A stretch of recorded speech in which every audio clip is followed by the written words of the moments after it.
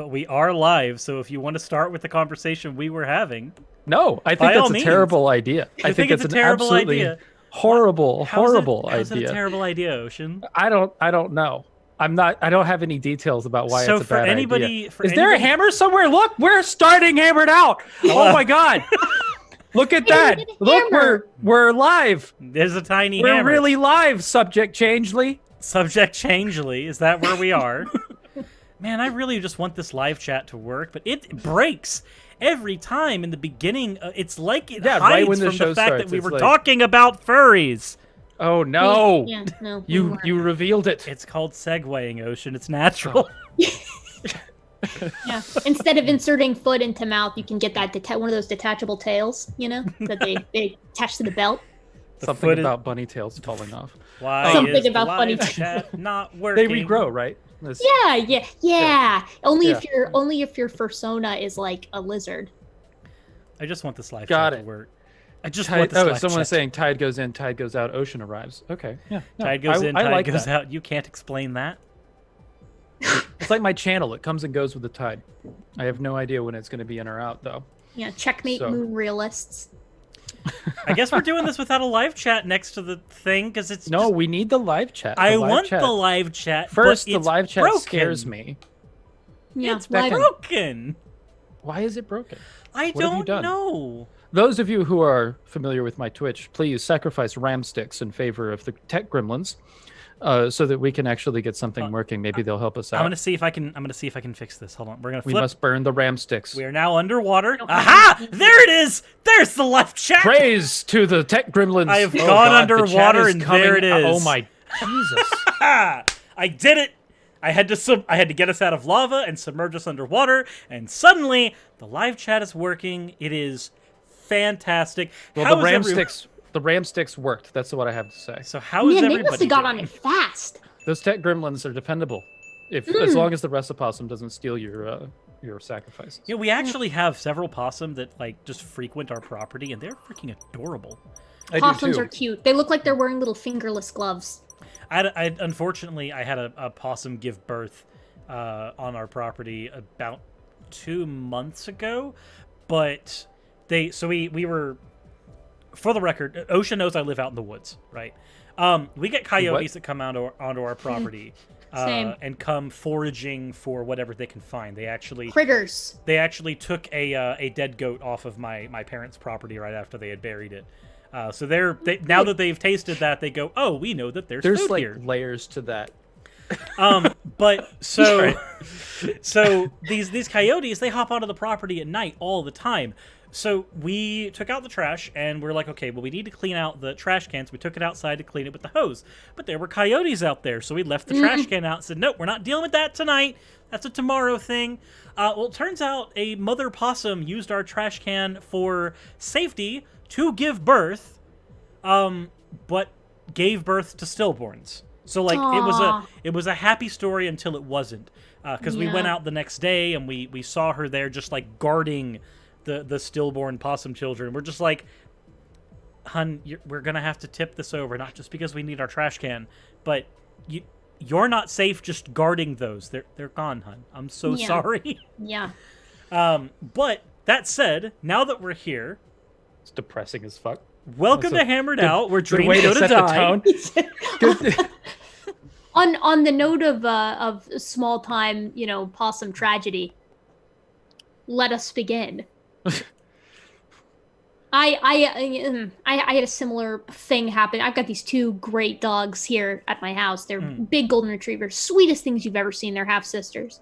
Anyways, a couple years ago, I was getting my garden ready outside, and I pull up a big load of straw, and I find all these baby bunnies. And I was like, oh my god, these baby bunnies are so freaking cute. This is awesome. I was like, but they can't be in my garden. I was like, so how do you relocate baby bunnies? So I did all this research, made them a new little hutch, moved them, put a bunch of straw and stuff so that I'd know if the mom returned.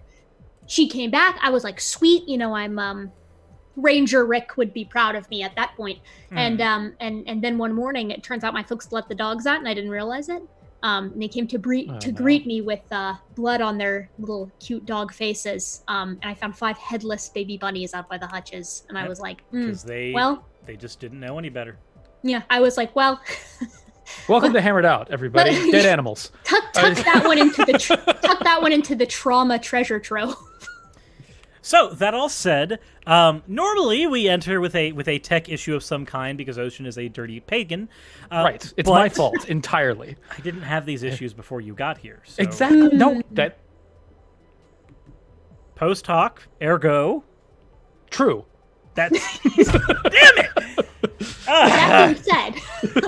Anyway, that said, so today, this as is you a noticed, justified true belief. As with, I'll strangle you through the screen. That's the real definition of knowledge, Suris. Anyways, no, I'm a pragmatist. I don't subscribe to that definition of knowledge, and you understand that. You know what? This. Oh God. Oh, you must subscribe to absolute certainty then. Oh, you guys, I'm allergic to No, philosophy. I don't. You. Pragmatism does not subscribe to absolute certainty. You troglodyte. Oh. Troglodyte. You must have a wrong definition then. We're going to have to correct you. Wow, that's a. According to these academic papers, the real definition. That just brought some flashbacks. let's not do that. Anyway, that said, as with most Hammered Out episodes that are not me and Ocean having a blood fight, which is currently what's happening right now anyway, we have, as usual, a guest on today. Today, our guest is Gutsick Gibbon, who also is known as the Gentle Modern Ape on Twitter if you see the angrier side of this person. How are you doing today? Oh, you know what? I'm good. I'm good. It's always nice to enter a stream with conversation about furries and then of course dead baby animals. Really gets you in the mood for some light banter, you know? Yeah. Light banter. So Ocean, you're coming to that period cookout in a little bit, right? Like in a couple of weeks. World? So you are aware that means that I have control over what you eat, right? You don't piss off your cook, Ocean. You don't do it. I don't get to cook? I mean, if you want to cook, I'll take the help. You seem to be insinuating something, and it's going right over my head. I don't know what's going on here. It's like, yes, I've eaten your cooking before. It's good. I could slip poison into your next meal, Ocean. I mean, obviously, and then I'll die, and all of my suffering will be over. Antinatalism is awesome. But excellent. What's there? I don't know. Just a last meal. Life is pain, and then it stops. I love how we have Son of Suris in the chat that just goes, maybe I think that pragmatism is best because I was indoctrinated by my Papa Suris. That'll do it. Not when I'm drinking. So, what are you drinking anyway, Ocean? What? What are you drinking anyway from that stein of yours? Like coffee, because it's late. Okay, cool. Yeah. Oh, late. So mine is Diet Dr. Pepper flavored caffeine. But anyway, so I have met Erica Gutsick Gibbon is something I guess this is the first no, it's not. It's like the second real conversation that we've had because you were on my Discord a while ago. Yeah. Yeah. This is like a more direct. This is one that I'm able to participate in where it's like I understand what we're talking. Wait, right. You can participate in conversations. The other one was me and objectively Dan got into an antinatalism conversation, and it was weird. Antinatalism is a sandwich. Oh, it was an interesting chat. I was sitting there and I was like, okay, I'm following. You lost me, and then my emotional state went through several emoticons throughout that conversation. Did you get the care react during it? I don't know even what that means. Anyway, that's right. You don't have Facebook anymore. Okay. No, I don't do Facebook. Okay. That's Fuck Facebook. Choice. That is a healthy life choice. That is a very healthy choice. I have had to unfollow several friends as they fall down the alt-right rabbit hole. All of my stress, when I left Facebook, all of my stress was lifted and then replaced with Twitter. Yeah. So nothing changed. It's pick your cesspool, you know? I mean. Yes, very much. Discord is the same way. It's almost as bad. Yeah. It turns out people are just terrible. I really want to do a social media platform that doesn't involve people. Like if you give me a social media platform that involves robots or cats, it's probably going to be fine. Yeah. Or robot cats, sure that would be really cool. I'm pretty sure there's a dating sim out there for you then. I'm like 90% certain that's the premise of a dating sim. You just turned that whole thing on its head in a way that is no. Anyway, I did the same thing to my therapist today, actually. Anyway, so I met Gutsick Gibbon, or I found out about Gutsick Gibbon through Shannon Q, who was like, Ocean, you have to see this person who's debating creationists right now. Dude, I'm coming for Shannon. She's too sweet. She is like your biggest cheerleader, but she was so straight up like, Ocean, look at this. Maybe I've known Shannon for longer than you, but Shannon can be very fierce. No, yes. no. Shannon is like the the way I pictured it's like having like a spoon attached to like a switchblade, right? It's like one end is very nice and sweet and aesthetically pleasing. Spoon and nice. attached to a switchblade, and then the other one is just lethal.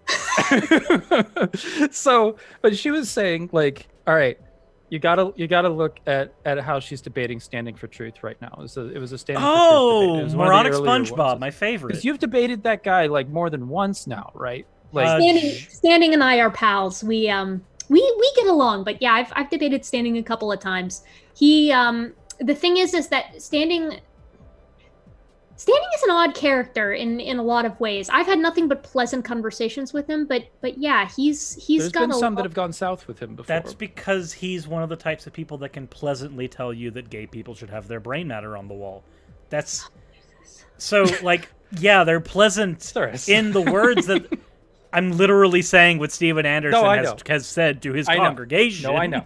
No, I 100% buy that. Yeah, it's a very weird dichotomy with that, you know? I mean, and there's a weird, I've said this before, but there's a weird block too when it comes to like scientific rigor. Like he's very much okay with following you to a certain point on like understanding concepts.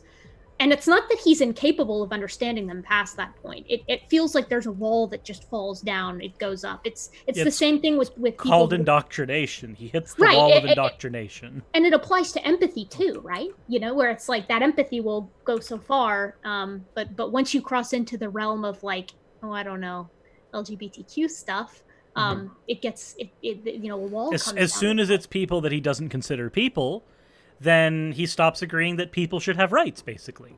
I imagine a level of abstraction occurs, you know, that I don't know. There are very few times that I've met people who are like hardcore evangelicals who like actually know, you know, like any kind of person who's not like straight and white, I guess. Mm-hmm. And who holds those stringent beliefs, right? Like usually if they have kind of a more diverse social circle, they're less likely to be hateful. And I don't know anything about Standing for Truth's like friend circle or any of that, so I can't speak to that. But in personal like anecdotal life experiences, that's kind of how it tends to go, I feel like. Yeah, usually it's when you've met somebody who is not. Actually, you know what? I actually have a comment that I got about this exact type of thing. That I can read real quick. Let me just go ahead and pull it up because it's about this. So there was a video I did a while back about Steve King because he was saying that you shouldn't allow abortion in any case, including rape and incest and other issues where we would agree that there's actually like good reason to have an abortion. I need to scoot. I realized I'm very weird on the camera. So this comment that I got was actually. Meeting someone who was a victim of rape by her dad drastically changed my perspective. I am opposed to removing access to options under any circumstances now. Like, literally, meeting somebody who had gone through that type of oppression caused him to go, wait, I'm the asshole. Yeah. I'm the problem. Like, that's a good thing. That doesn't happen often, but when it happens, it's great. It's like... You have a racist person, like a racist male. He has a daughter. The daughter dates a black man. He doesn't like that, but suddenly he has a black grandchild, and he's got to wrestle with, wait, my grandchild is mixed, but he's got a racist brain, so he doesn't see mixed. He just sees black. Well, now he's got to wrestle with that. Yeah, it has a lot to do with like human evolution in the case where it's like we have our social circles and we make our in-group and then we have our out-group. And it's like if you're in the in-group, like you're safe, like, I got your back, whatever, we're gonna be pals in whatever way I've laid down my life for you, protect the tribe, et cetera, et cetera. It's that kind of mentality.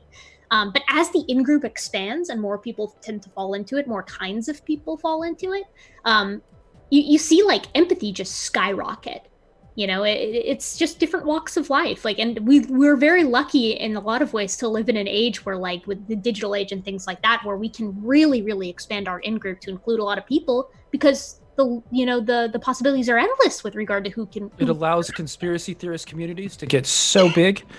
It's okay. Your voice just you went from sounding like this to suddenly I'm hearing an actual god, and now I'm confused. Do I did my levels go? They shouldn't be different. There you go. Oh, that is so much better. I don't know what's happening. Holy shit. Something happened. That was weird. Okay. You're good now. The tech gremlins attacked again. All right. Yep. Anyway, I did literally nothing to help nor hinder. So you say. Whatever just happened to Suris. Don't worry, I believe you. All right, cool. Anyway, to get back to my talking up Erica over here, the thing that like I thought was really interesting with the Standing for Truth conversation was you were handling him in a way that I hadn't seen really anybody else do. Like most of the time, especially a modern day debate, what happens is people get on there and they just yell at each other or something. Or they disagree vehemently and they get into no, you're wrong because this, and this, and it's a gotcha. Like they need to build that gotcha moment. And what you were doing was a much more like calm, explaining, happy to educate. Oh, I'm excited that you brought that up. Let's go into that, and let me show you these 5 slides that I've already prepared because I think that you'd done research on this person and knew they were going to bring up that objection. Like what? Like how? I don't know. It's clear that you're doing something a little different, and tell me why. I was actually going to ask another question as well. On top of that, the animations that you have in your episodes, the ones at the beginning, are those like that's what you do before the episode? Yeah, that is really impressive. Listen, when I was talking earlier about that stuff about knowing how commissions work, I know that from experience. Same. I do cartoons and stuff, so when I got the opportunity, when I did the whole YouTube thing, I was like, oh well, I might as well kind of implement those two things. But yeah, in my house, growing up, me and my dad in particular, we were big on like debating, I guess you could say. Things would be resolved fairly quickly afterwards, but they were loud and they were, verbally quite violent between the two of us. We have a great relationship. It was just very like intense. Me and my dad are similar. When we debate, it gets heated, but it gets heated. Cool. Yeah, it gets heated, and particularly because we have very different opinions. And at some point, it kind of occurred to me that I would never. I could track when I would get through to him and when I wouldn't. And the second people got loud and the second aggression came into the picture and it became this sort of competition, both of us shut down. And I was like, okay, and I do enjoy debate. I enjoyed a good debate. But the thing is that the second that things reach that level is the second, like we just said, it shuts down for the night. That's it. Game over. No one is going to be receptive any longer. That's why I'm surprised that I'm not sure if either of you caught my conversation with Call for an Uprising yesterday. But surprisingly, that conversation didn't involve any of that. I fully expected it to. There would just be lots of yelling and screaming. Yeah. And you run into like this kind of dangerous zone too, though, when you kind of go the passive route, where you're like, all right, I'm going to go into this, I'm going to keep myself calm, and we're going to have a discussion, because you can't go into any of this with the mindset like I'm going to win, because the thing is people don't change their minds in one debate, or at least they very rarely do, unless you are doing a debate on a public platform and the goal is not to change the mind of your interlocutor, it's to change the mind of the audience. Yes, precisely. Or they're going about it in a way to see like, all right, who performed better, or whose rhetoric was better, whichever way. I mean, if I've learned anything from keeping up with modern day debate, someone can be wrong and still win the debate if their rhetoric is better, at least according to the comment section. Yep. But you can't go into passive either, because if you go in passive, then one of two things is going to happen. You're either going to get walked all over, or the other person is going to interpret that you're just lecturing at them. So I kind of have changed my mindset through the years, where it's like, I genuinely want to understand what the other person thinks and why they think it.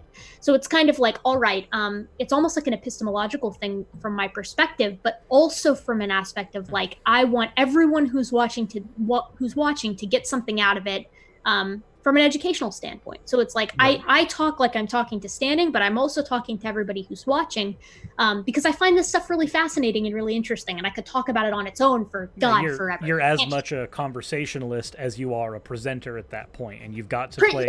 Yeah. I think Matt Dillahunty made this point a couple of times as well, is that there's, I don't remember what exact ratio he uses for it, but I think he said like 60% of debate is theater. And if you're not good at theater, you're just good at presentation. Like you don't debate. You just do presentations, do stuff like that. If you're not good at that theater portion, if you're not good at that performative portion, not good at talking to the audience as much as you're talking to your interlocutor. This is why when I'm sure both of you saw the Bill Nye and Ken Ham debate years ago. You should. I didn't get around to that one. Everybody said that I needed to watch it, and you know what I didn't do is watch it. It is probably one of the best debates against a creationist there is on the platform, because Bill Nye, luckily, has had so much experience presenting to an audience, because that's been his job for so long.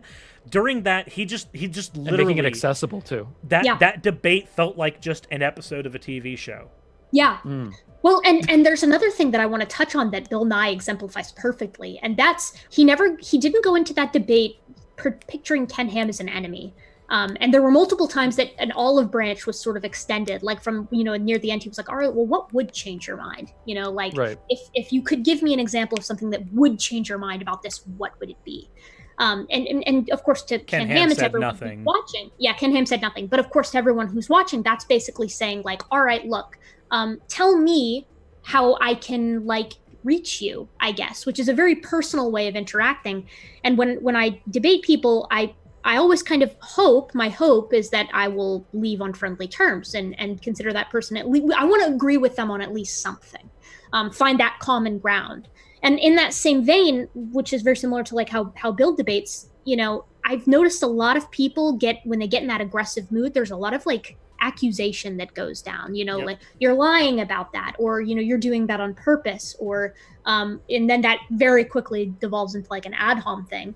So I think giving people the benefit of the doubt, even when you know that it might not be there, that good intention that you're ascribing to them is really important for a good conversation. It's a lot like one of the things that they teach you. I didn't know they taught you this in law school when you're training up to be a lawyer, until I did an episode related to this, and then people who actually were in school for this or were lawyers came to me and said, no, this is actually what we're trained to do.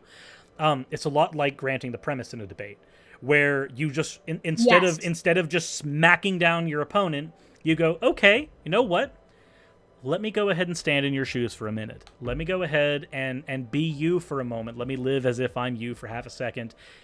Let's grant that. Where are we once we've granted that? And a lot of times, people haven't had their positions deconstructed that way. They've always been deconstructed from without. And they're not prepared for you to step in and go, okay, let's assume this. Now that we're here, let's be friends. And they're used to people going for their throats. They're not used to that. And a lot of them don't know how to deal with that. When I did that to Matt Powell, if you're used to, if you know who the abusive cupcake is, when I did very angry cupcake. When I did that with Matt Powell, he didn't understand what I was doing at all. He thought that I was literally saying intelligent design is real. And RN Raw did a video and went, no, you just don't understand what Suris did. You just don't get that he just granted your position and then beat it that way. That's it seems like it's the same thing that you're doing there. Is you step into their shoes, you have the conversation from their perspective, and when you do it, suddenly a lot of the weapons, a lot of the tools they brought, they don't work anymore. It's like you have a bunch of archers, but they're approaching with a phalanx. Yeah. Your archers aren't going to beat a phalanx. It's not designed for that. Yeah. designed. You said it, not me. Yeah, there's a lot of debate that boils down to how you approach the situation, and I don't think there's a single way to win. And you know, I say that in quotations because again, like my goal isn't to win a debate. Like I don't. Fortunately, too, from my perspective, it's like I'm talking about science. I'm talking about reality. Like I don't feel like that's something that I'm going to try to win. It's been won for me. Ocean. Nothing. Ocean is. I didn't do it. Matt Powell is the angriest cupcake. That is a serious. Look at the brow ridge on that cupcake. He's a very angry cupcake. I like the pink swirls on the top. Yeah. Some sprinkles. That's multicolored. That's what it means. Yeah, I think people get so caught up in the idea of a debate being a fight, like a contest of wills, that I think what also falls through the cracks is when you're wrong about something, be it something small, like a missaying something, misinterpreting what the other person was saying, and they're like, no, that's not what I meant. There's nothing wrong with being like, oh, I was wrong on that. My mistake. Help me understand where you're coming from. Explain it better for me because it's on my end very clearly, even if it sometimes isn't. Like I think humanizing yourself to the other person is just as important as remembering the other person is human too. Yeah, because sometimes actually I think that might have been what happened during the conversation with Call yesterday. Because during a lot of that conversation, like the beginning of it, he was saying things like, "Oh, look, your hairline's retreating. Are you sitting pretty in your basement while your mom cooks your food for you?" And I'm just sitting there like, okay, like yeah, my hairline's receding, but at least I'm not Ocean. I'm kidding. But during the conversation, Dawn, dude. Like I think after about half an hour of the conversation, he actually started apologizing for his behavior, of all things. And like, granted, he didn't apologize for the stuff I actually care about. But his I had that happen recently too. There's a guy that was like, I want to apologize for being rude. And you're just like, I didn't care that you were rude. I don't care if you're rude. Like, I cared that you said that all trans people need to be in cages. That's the thing that bothered me. Yeah, this was another pastor that was saying we need to put as many bodies in a church as possible during a pandemic. And I was just like, apt wording. Yeah. Apt wording. That's my summary of what he was saying, not his actual wording, but I was going to say a pew very easily becomes a coffin with enough nails. Yeah. God. Oh man. Really hit the nail on the head there. There's an appeal to authority. Anyway, but yeah. P.U. Words. Ocean. Bad joke. Pew pew pew. Anyway, he said something along the. Hold on a second. I retweeted it, and with pagan bad. Next to it because he got so mad. Oh, I saw this one where wasn't this the one where he was like, "No offense, but I don't want to take advice from a pagan." He legitimately was just like, I could really care less to be lectured about what my church should do from a pagan if we're being honest here. And what I told him was like, look, pagans have moved our rituals online. Christians can do this too. And I even brought up like, look, if we're underfunded. That's where you just say, look, we don't have the resources you do, and we're still pulling this off. Why can't you guys do it? You guys have simpler rituals. I was gonna say, do you want to know the more like cutting way to go about that? Just tell him, look, our religion's much older than yours, and somehow we kept up with technology. No, that's what I said. It was like pagans have moved to. Let's see. If your church is essential, then advancing to the modern era and holding and have an online solution, like pagans. But Yeah, far be it from me. Okay, like I think as far as I mean, I could talk about that for a while too. But like staying home, that's all you have to do. The bar is so low, and people still can't do it. I love staying home. I love staying home too. I know. Like, well, I'm not in this case. I'm supposed to be in Malaysia doing my field research right now, but that there is a time and a place that will come eventually. Pandemics happen. What are you gonna do? But yeah, like the bar doesn't get lower. Yeah. Stay home and do nothing. I was talking to my grandmother, and she was saying, "I hope you're being social distancing." And I was like, "Grandma, look, I have been like fairly antisocial for most of my life. I'm not practicing social distancing. I'm a fucking pro. I will make it through this." It's just like with me when I had, I don't change a lot of. The only thing that have changed about my behaviors with this, Going into the grocery store is physically less. Like I've ordered groceries more than I am normally comfortable with. I normally don't like doing delivery because it costs extra, and I can just get out of the house and do it myself. But not right now. And it's good to get out of the house every once in a while, except for right now. The other thing is that since this started, we've planted carrots, potatoes, garlic, okra, and lemon balm, and tomatoes, which is not a thing I imagined myself doing, but what are you going to do? Now we're doing gardening that. Is so sick. I've done gardening. I've got a garden going right now as well with like beans and cantaloupe and watermelon and things like that. And I guess, I'm out there and I'm like, I'm doing the work of my forebearers, working the grass. Like, I'm sitting there. So we had if we can gush about gardening for a moment. By all means. On topic. So, on topic gardening. So there was on this property, actually, Ocean, I don't know if you've been on my property when it's not nighttime. I think it's been nighttime just about. Actually, I'm trying to recall if I have. But there is I have. There was a Yes. dilapidated, fairly large, like 15-foot by 8-foot shed that was on here when we bought the property. I've never seen the shed. Okay, cool. It's right next to the house, but nighttime. That shed, we finally got it removed, which of course that means there's too dark at noon. Bits of glass and stuff everywhere that we have to take care of. But we got rid of the shed.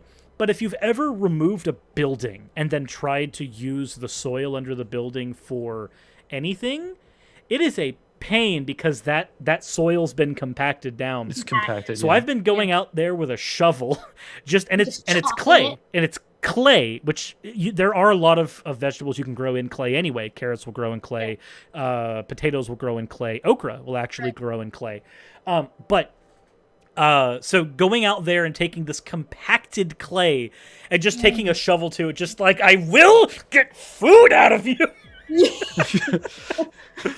Hey, man, this is the agricultural age. Irrigation will happen today. I will till this land. That was oh my god. Okay, so if you've ever set up a little idol to Freyr on the part for that's for the heathens. But if you've ever planted okra, you have to plant it in a row. Like you make a row of okra. Is how you build it. You don't plant single plants like with tomatoes. So just like I have to make a straight row in this rock hard clay, and I don't have tilling equipment. We have a rake and we have a shovel. And I'm just like, I will make this work. The ultimate gardening challenge. I feel like this is like one of those like little puzzles you get in like fourth grade brain teasers. You have a rake, a shovel, and now you must make a garden. All right, make it work. It's like, and you got NASA engineers, scratching their head trying to figure this out. Anyway, but to get somewhere back to the topic. Let me try and steer it somewhere. I don't know. I was talking about tomatoes and other things that we as humans have genetically modified, showing that evolution is in fact possible. Tomatoes. Oh, I know. Yeah. The Banana Man had that covered. I can't believe that went as long as it did. Look. An atheist's worst nightmare is this thing I shoved up my ass last week. Okay. Everything. I killed call the it. chat. That's the end of the stream. I mean, you do you, buddy. It's not here to kink shame bananas. You don't understand. You take the first banana, you have the peel. The second banana, you grind into a paste, and then you use the paste. Ray, we don't need to hear about what comforts you. We're done. Ray. This is not a very appeling conversation. It's not. I think that just put a banana in your ear. Yeah, I think God knows where it went, but bananas do have a lot of potassium, right? Oh my God! Potassium. Oh wow! You get into the Hall of Fame for that one. I have to say, is that like it was low hanging fruit? Oh wow! I'm sure it was hanging quite handedly. Ooh. I can think of a bunch of problems with these jokes. Oh no! You okay, Ocean? This conversation does not bore fruit. We're moving on. Anyway, about accepting premises. We were saying that like when people don't know really what to do when you give them a premise. And I've learned that over the time of being like a polytheist in this scene, is that when you're debating, the whole several of the concepts within Christianity. With me, the game changes a little bit for them because I'll give them several premises that atheists generally won't. For one, I agree that gods exist, genuinely. So when you agree on that premise with a Christian and then they go, wait, like all of a sudden they have to start making atheist arguments because I got more gods than they do. Yeah. Or I'll grant them the premise, I'll grant them the resurrection. And then it's like, fine, he came back from the dead. Why should I worship him? And that causes a spin. Because they don't know what to do with that. Because it's easy for me to just be like, sure, all right, came back from the dead. Let's go with that. And they're like, now what? Leafing through It's like, well, now obviously you're a Christian. No, there's no reason to worship that. You just came back from the dead. So, as somebody who plays D&D, my usual answer to that, actually, Erica, do you play D&D at all? I do. Okay, yes, cool. I love D&D. So we'll all get this joke then. All that told me is that Jesus was a level 2 wizard and he's chosen his class specification. Yeah, that's you know, yeah, I'm sure there are listen, that's Ocean, not a are you okay? What would Jesus' favorite cantrip be? Prestidigitate? Oh Just my look, God. it's a miracle. I cleaned it all. It's got to be that or some kind of like transmogrification. I don't of, think that's a like, cantrip though. I don't know. I never play wizard is the thing. That's okay. Wizards don't play wizards either. They just have books and they pretend to play their class. Let's pop this question back over into creationist debates. Ocean, right now it's like witty one-upmanship and it's beautiful. It's beautiful. Ocean, what did you expect this conversation to turn into? All over the place, which is exactly what it's turned out to be. Excellent. I know that we're all just nuts. So let's but it gets so to toss the conversation banana to Erica. Debate that you think that you had the best results in, and debate that you believe you had the worst results in. Oh man. Worst results is easy. Myself and Mark Drisdale chatted with, it was not supposed to be Nathan Thompson, but Nathan Thompson did end up being involved. And I think who's Nathan Thompson? I'm actually not familiar with him. Yeah, he's a very vitriolic flat earther who is also a young earther. So got it. I mean, and that's the thing. Usually, I mean, it's kind of funny. Usually when you're chatting with the young earth creationists, you can at least find the common ground of like, hey, at least we're not flat earthers. You know, like usually that's like looming in the background, but you can't do that with Nathan Thompson. And the thing is the ground is literally different. It's curved. Yeah, flat, yeah, we're literally on different ground. Right. Yeah, very, very flat ground, perhaps held up by pillars of some sort. No one is really quite sure. But yeah, and without that common ground, you know, that it makes connecting quite a bit more difficult. And then also the thing with Nathan Thompson is that he prioritizes like his memery above everything else, which like I'm cool with memery, whatever. Oh, okay. But you can't, I mean, you know, like Mark would be talking or his partner would be talking or I would be talking and he like pulls a globe out that has like a hole cut in the bottom and like puts it on his head and he's got like sunglasses on it. He's being like a globe head. That's hilarious, but it also it's just funny. memeing. Yeah. No, yeah, it's very funny. It's just neither the time nor the place. Like, you know, if I wanted to waste my time looking at Nathan Thompson with a globe on his head, I would subscribe to his channel. Right. So that would definitely be the worst. And just because even passing very simple landmarks was very difficult. Like, I think there's this agreement when you choose a debate topic that people, you know, your interlocutor at least understands the very basic, you know, concepts of they could steel man the very basic concepts of your position. Right. That's the hope. But like Austin, Nathan's partner, is sitting there and doesn't understand what a transitional species is. And then when I'm like, please, you know, I try to go at it from multiple angles. And finally, I'm like, look, I physically can't explain to you what you're looking for because I don't think you know what you're That's asking. when they're like, there are no transitional fossils. And you say, okay, well, what about Archaeopteryx? What is that? You point. No, I mean, Right. It's not even that. Like the position was straight up like, why don't we was he requesting transitional forms from you and then not able to describe what he was asking for? Is that what was going on basically? It was a little bit of that, and then it was a little bit of like, why don't we see transitional forms today? Which of But course we we do. do. Transitional. He has a tailbone. And he's not even talking structures. He's talking full species. And I was like, all right, everything is transitional because everything is constantly under natural We selection. have dogs.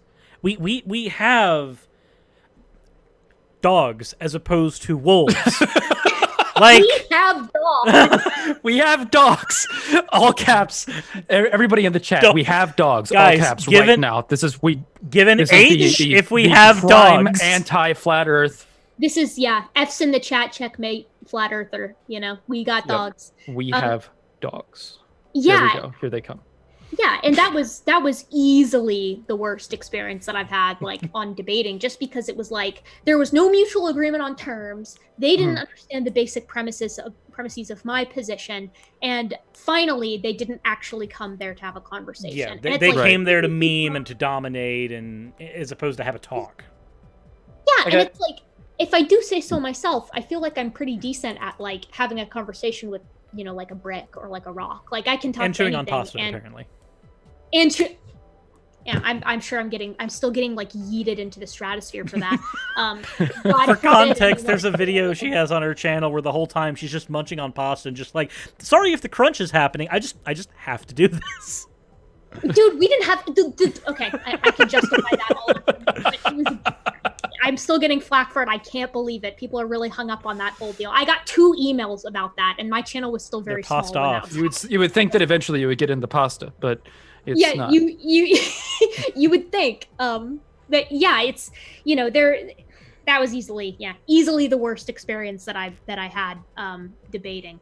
Best, I don't know. Oh, what I was going to say was that G-Man... I got a couple of points to respond to you before you get into the best one, but go ahead. Yeah, I was just going to say G-Man is one of the guys who's like really big into memery, but like G-Man and I had a very pleasant conversation because at the very least he came there to have a conversation. Right. He was there for memes, but he could also still hold the chat. And it's like, that's fine with me. We can manage with that. It's just... That's the thing, is you have productive conversations with G-Man, which is a feat that has not been before achieved on the internet. And I was legitimately impressed when I heard you were going to be debating G-Man. I was like, why are you wasting your time with these people? And then I go in there because it was just like, how is she going to do? And then you were having like the most calm. Like I've never seen G-Man like that. Like usually he's screaming, throwing his hat around, putting his cat in the screen. G-Cat. But love G-Cat. But but to expand a little bit on some of the things that you were saying, like I think that defining my favorite nickname that flat earthers have for round earthers is blue baller. Oh my god, that's my favorite one. Or you actually believe that we're on a spinning blue ball careening around a nuclear explosion. Like that shit is hilarious. It's so funny. But as far as like agreement on terms, like I think with any good debate, what you want to do is like find the least common denominator section of agreement and try and build on that somewhere, wherever the fuck it is. Like, does the universe exist? All right, cool. All right, we got that. Cool, we're here. Sometimes you don't agree on anything. And I was on Periscope with Nathaniel of Divine Disbelief for a little while. And he has Christians coming in debating him all the time. Right. And I tried to do that with this guy. There was this guy that was a very obstinate creationist type. And I was going through like, where can we agree? Where can we agree? And eventually I just wound up defaulting to memes because I asked him if we could agree that there were consequences to not pooping. And he would not agree with that. Wow. I was like, why? With some of those I was trying to get into causality, and eventually I just got, here's the best way to explain causality. If you don't poop, bad things will take place. And he was like, I'm not willing to agree with that. And I'm like, how do you? I'm concerned. Yeah. Now. Well, yeah, and that's a battle too, right? Like distinguishing good faith from bad faith actors. Yeah. And that it really contrasts with like one of the things I said earlier, which is like you try to give people the benefit of the doubt. And if you do that, you will end up discussing with a lot of bad faith actors. And I think that's unfortunately just one of the side effects of like, if you really want to have a good conversation with someone, you got to grant that they're at least there for the right reasons until they prove you otherwise. Yeah. And it unfortunately ends in quite a bit of wasted time. Or quite a bit of waste. Yeah. Or quite a bit of waste coming out very quickly. But when you do that, though, you do sometimes have those productive conversations. You can sometimes get somebody to give some ground that they otherwise wouldn't. Right, and and it depends on the person, right? I mean, a lot of people ask me like, what's the point? Why am I why do I debate creationists? Why do any of us debate creationists or people that we feel their minds aren't going to be changed, wherever the subject may be? And like I said earlier, the answer is very rarely to change their mind. Obviously the hope is that aspects of their mind might be changed. But the reality that I think we all come to terms with is that we're not going to change that person's mind in that moment. The best you can do is sow the seeds for curiosity. And like, okay, well, maybe I should look more into that. And I say quite frequently in my debates, I'm like, look, I encourage you to look into this for yourself. Don't take my word for it, you know? I'm just some gal on the internet. Like, I can show you all the sources, but unless you double check me, who knows what they actually say? Maybe I'm just totally bullshit. I'll check the Bible and see if I have had precisely. Oh my gosh. Okay, so everybody here is familiar with Braxton Hunter, right? Oh yes. Okay, so yes. I did not make a video. There is a thing that I say in most of my episodes, which is like literally when I say a thing, I will go, the source for that is in the description. Please go check the description. And then there are other times where I'll say, look, if you don't believe what I'm saying about a source, please go fact check me. Go make sure that I am presenting this correctly. Go do the thing. Yep. Braxton was like, oh, Suris here makes himself out to be an authority on these things, but then he asks his audience to fact check him. I'm like, okay, I understand that personal integrity might be lost on you, but how could you not get this? And that's weird. Braxton is usually an honest agent. Yeah, and that was admittedly a low blow. Like every once in a while, he does something where I'm like, Braxton, what are you doing? But yeah.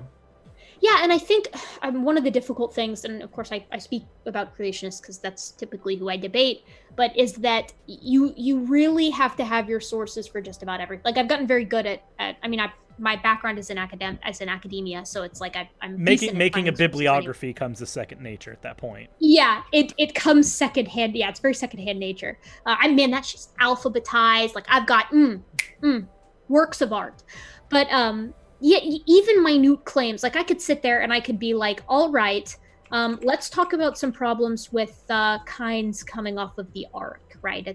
Noah's Ark lands on Mount Ararat. Let's begin with the definition of kind. Well, sure, yeah. Which of course we still don't have. Not anything. What are you concrete. Talking about? When you're nice to the definition of kind is as clear as water. Dogs produce dogs. Dogs produce dogs. They never produce non-dogs. Yeah, it's. I mean, we could go down that route too. Isn't that something that like evolutionists agree with? Evolution. As well? Like, yeah, that's the concept. Oh wow, Ocean, I hate you so much. That was her. that one was me. I take credit. She did that. That wasn't me. I didn't do it. We have a competitor on the pun side here. Whenever somebody says that, whenever somebody does the whole dogs never produce non-dogs, you go, yeah. Do you know what a nested hierarchy is? Because if you look at if you look at a nested hierarchy, if we're talking about, is that like a Russian doll? Actually, yes. It is very So when you say humans were monkeys and somebody goes, no, that's not the case, and you go, well, hold on, let's what are monkeys? They are this group here. What are apes? Okay, they are a subgroup of that. What are great apes? Okay, they are a subgroup of that. There are apes that are significantly accomplished. Humans are a subgroup of great apes. There's never a point where we stopped being apes, great apes, or monkeys, and further up, there's never a time where we stopped being eukaryotes. Believe it or not, we're also eukaryotes. There's never a point where we stopped being eukaryotes. A eukaryote did not produce a non-eukaryote. We're still eukaryotes. Right, and that gets complicated because typically Kent or individuals who are kind of Kent's ilk, they'll say, well, at some point something had to become something that it wasn't, and that's when you kind of have to take the ground that it's like, phylogenetics is a game of increasing specifics, right? So the categories stay the same, but categories are added on the ends, almost like a fractal that continues upward. So it's like you just keep adding further specification. Like we've got, I said to Kent one time, there's this fascinating experiment that was done in, I believe, 1989. That's the one. Where they took fruit flies, right? And they separated the fruit flies out by feeding them sucrose and maltose, and they got different colors, and then they put them back together, and they would only mate within their colors, aka it's reproductive isolation. And there were other minute, I believe, morphologic changes. You start getting ring species after a certain point when you do this, too, if memory serves. Right, yes, and of course the answer is yes, but they're still flies. And you could say, look, you could have those flies, those exact fruit flies keep reproducing for 6 million years, and then you could have, some kind of large arthropod that's the size of a bus and has, 300 legs instead of 6. It's still a dipteran, but you've probably added further categories of subspecies and because like you take that fly, you put it into a more oxygen-rich environment. There's going to be larger flies that will start to breed from that, because in an oxygen-rich environment, they can grow bigger, because that's how we know that bugs work. And as they start to grow bigger, we might, if Kent tries to say, well, that's no longer a fly, it still is, though. Like, every single part of that still is. Even if it's 5 times the size, it's still that. It doesn't matter what you could have, you could have dogs continue to evolve until they look almost identical to humans. It's still a canid. Obviously, what has happened is after, canid... Speaking of furries. Yeah, speaking of cat girls and, neon dogs. You're just getting those further classifications. So you might add a subspecies onto the end of Familiaris. And I have Canis lupus sapiens, for example. I don't know. Let's say that you did that. Assuming that dog gained sapiens, then yeah, we'd have to do that. Something along those lines. And I mean, now, if you keep up with Standing for Truth stuff, or Nathaniel Jeanson, who works for Answers in Genesis, you'll know that they have accepted nested hierarchies and, of course, claim that creationism predicted it all along, which of course it didn't, and no one can all of the kinds of the kind thing. Yes. Yeah, it's wild. I mean, they'll straight up say, because humans design amphibious vehicles, we should expect to see transitional species as a design. That's not how that works. So us designing granted, I understand this, but I'm gonna run through it real quick for the audience's sake, and also for my sanity's sake, for a minute here. Yes, by all means, get angry. Because a human built a thing, which is not bioorganic, which does not produce like gametal production, does not do any of the things required for evolution, but because we made it, we should expect this separate fucking category over here, which has nothing to do with design. We should expect that category to suddenly start making transitional forms because we were able to build something in this category over here. I wasn't aware. Now, granted, to say that I wasn't aware that creationists engaged in category error is a lie. But that specific one is new. That specific one is new. It first popped up in this book, Replacing Darwin by Nathaniel Jeanson. That book. Yeah, so it popped up in that. That book is somewhat infamous, in my opinion. It's very terrible in a lot of ways. A lot of data omission, as far as I'm aware, that went along with all of that. But of course, the the hallmark of that is I believe the idea is okay, humans were made in God's image, and so they design in a similar way. So since we design transitional things, we should expect God to do the same thing, which of course is strange in and of itself. But you could take it to the next level, and you could say, all right, in his image, so. Yeah, you could take it to the next level, and you can say, okay, but transitional species and indeed vestigial structures in modern organisms all have redundancy in their genomes, which we don't see in amphibious vehicles. You won't see, let's say you wanted to create design a transitional species from a plane to a car.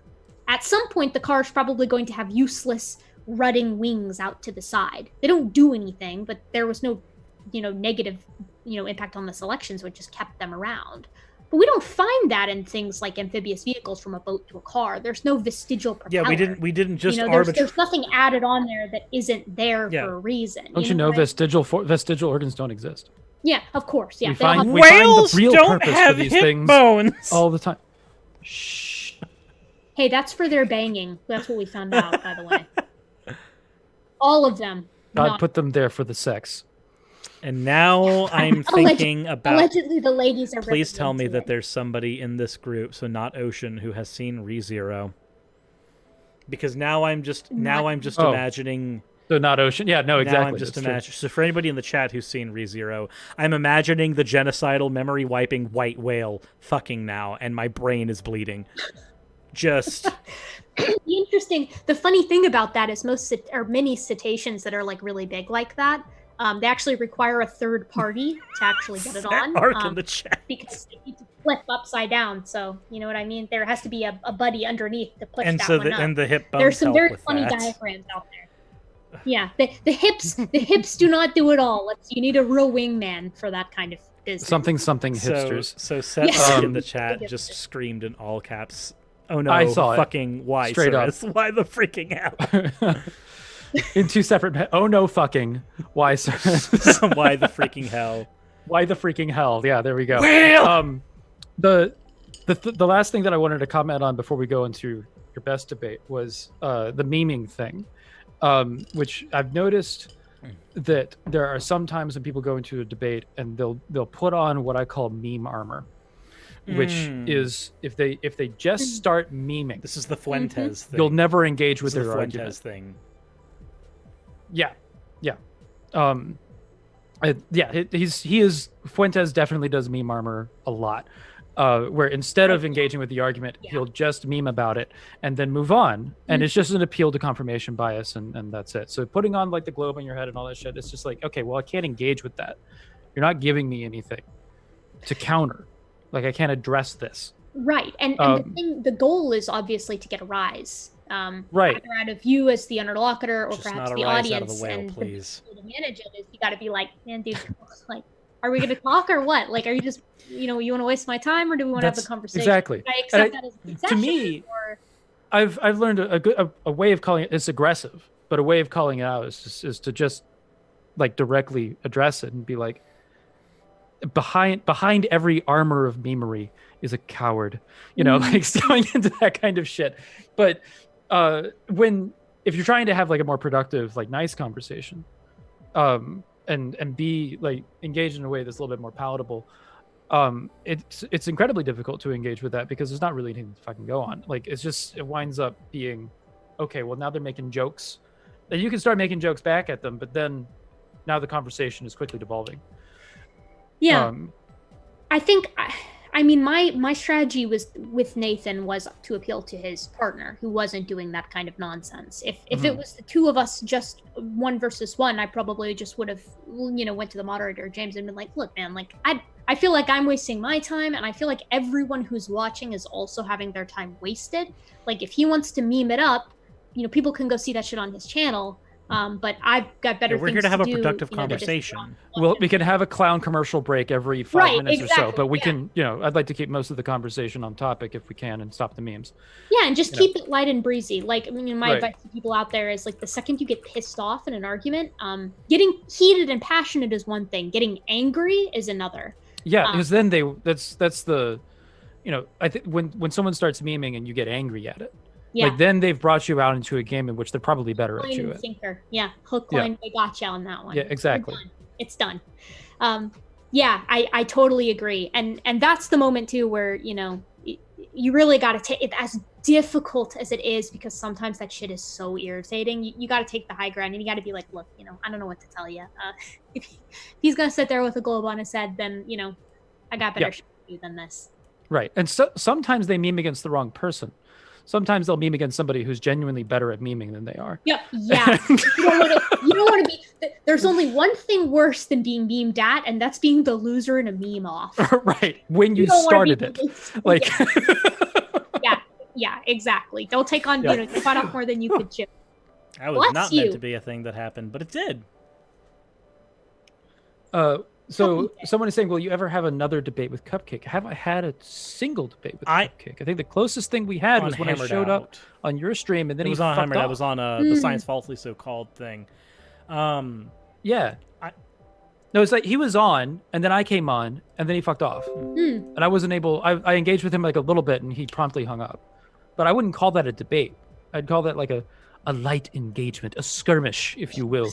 It wasn't. It was much less a fling and more so not even a thing. Yeah, a brush with death on the marketplace of ideals. We danced. You are where briefly. the marketplace of ideas dies, my friend. Yeah. Well, one can only hope. Also, for anybody who wants some whale action, here we go. Yeah, please. I know you found the diagram. It's really good. This is the white whale from ReZero for all the horrible things to happen. No, this is a bad image in my head now. Stop it. You will never be able to unsee this. Suris, no. Can't stop it. Damn it. Now just imagine this whale. By the way, this whale can clone itself in the canon of ReZero. Now just imagine these whales with those hip bones doing the do, creating whale babies.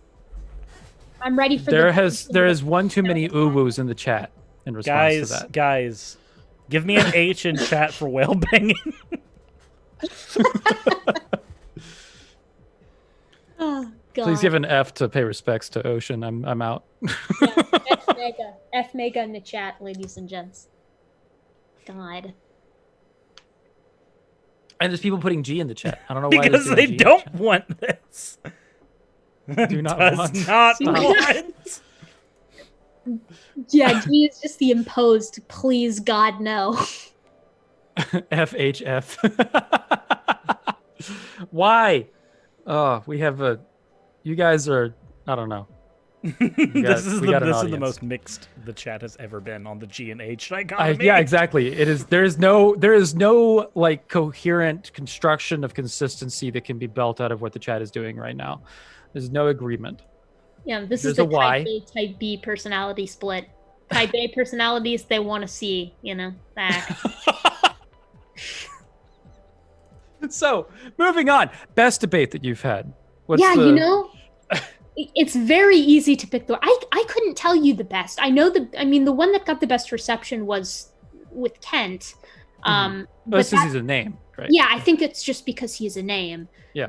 Performance-wise, I'm not sure. I mean, I had a discussion with Praise I Am That I Am on Modern Day Debate on human evolution, and if I do say so myself, it was something of a I think it was something of a trouncing, but mostly just because he didn't know what he was talking about. Like, you never want to go into a debate. Like, I would never get into a debate with someone outside of my field, right. It's just not my league. I wouldn't know what I was talking about. And so I think that's kind of what happened in that one. But it was also a bit like shooting fish in the barrel. Like, I don't think it was a win by anything of my own merit. Mm-hmm.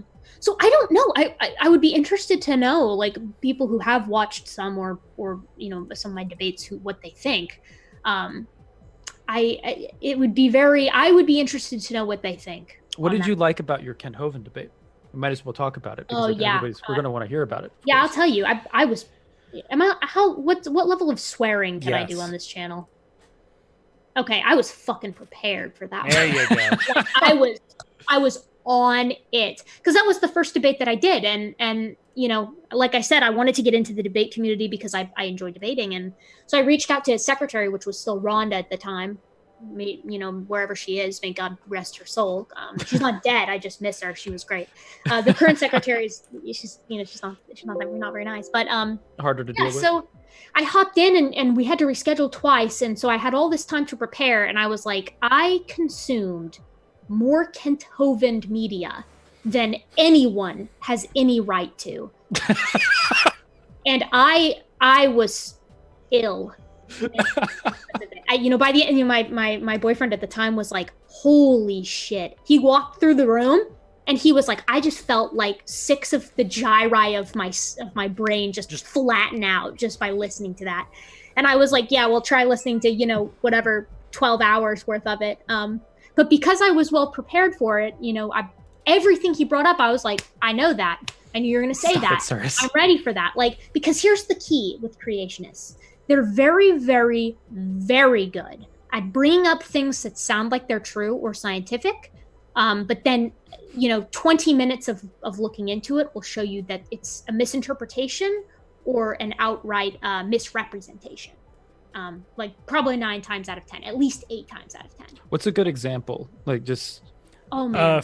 Okay, my favorite. Suris, I'm gonna hurt you. The subliminal whale crap. I was actually going to say that I actually have an example of one of the ones that sounds like really legit until you look into it. The entire field of phrenology. Yeah, phrenology. Yeah, what is phrenology? It is measuring. I am not a Kent Hovind this isn't just a Kent. This isn't necessarily a Kent Hovind thing. I'm not even a racist thing. I watched Thunderfoot's videos on creationism back in the day. Way back then, right back when that was happening. Yeah. But when you looked at he never covered that. So and if Aaron Ra did, I didn't see it. So phrenology was the study of skull shapes insofar as they related to human IQ. Oh yeah, duh. This was duh. Yeah, that you're talking about the stuff. Okay. This is like I know what that is. I just didn't know the fucking name. But you're talking about the shit that was used as a justification for racism. Yeah. All throughout the 19th century. Yeah. Okay. Yeah. But creationists use that? Well, no. There are some creationists who do, but they're usually on like the far right side of the political spectrum. Well, Kent will bring up skull stuff, but only I don't think it's a racial thing. Like you can say listen, you can say a lot about Kent Hovind.